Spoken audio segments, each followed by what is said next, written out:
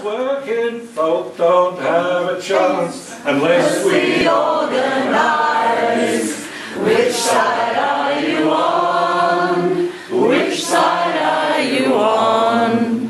Which side are you on? Tell me, which side are you on? I want to just touch on Nick, advice Nick this on the issue of workers' compensation, because I can't go to any forum like this and not touch on the issue of workers' compensation. There is no crisis, nor was there, in workers' compensation in this state. The government, again, this is so the Premier playing politics, the government confected or invented a crisis that there was an alleged deficit of around $4 billion in our workers' compensation scheme. Now, that was an estimate of the liabilities of the scheme over a 10-year period.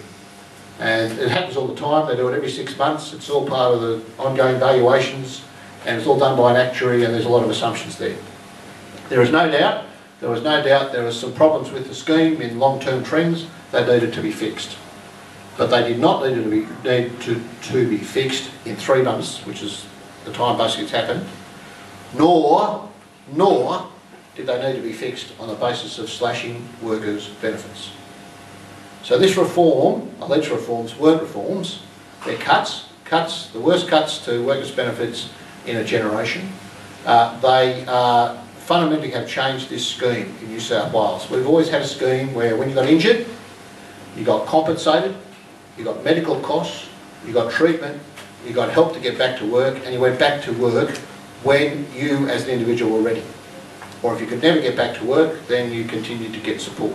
This scheme basically cuts everyone off compensation payments after 2.5 years, regardless of your individual circumstances. So it's a fundamental change to the scheme, and the government has said very clearly, it's all about financial disincentives to force people back to work. And that basically is the underlying philosophy of this government, that when they want to make changes, they will make changes. And when they want to make changes and they're cornered, because they're under a lot of pressure from business for not having delivered on the big ticket items like infrastructure, so they had to deliver on something. So they delivered on workers' compensation. Because ultimately in the next few months what you'll see is premiums for workers' comp start to come down for employers. So they've delivered on workers' compensation for employers, but of course at the expense of the worker. They've delivered now on electricity generation for business, but of course, at the expense of the worker and also the expense of the community. Not just the workers in electricity generation, but of course, the workers who work in national parks. You'll hear from Lachlan, but some of my friends can attest, are absolutely outraged about that decision. And of course, they've always, they've already slashed wages and conditions for public sector workers as well.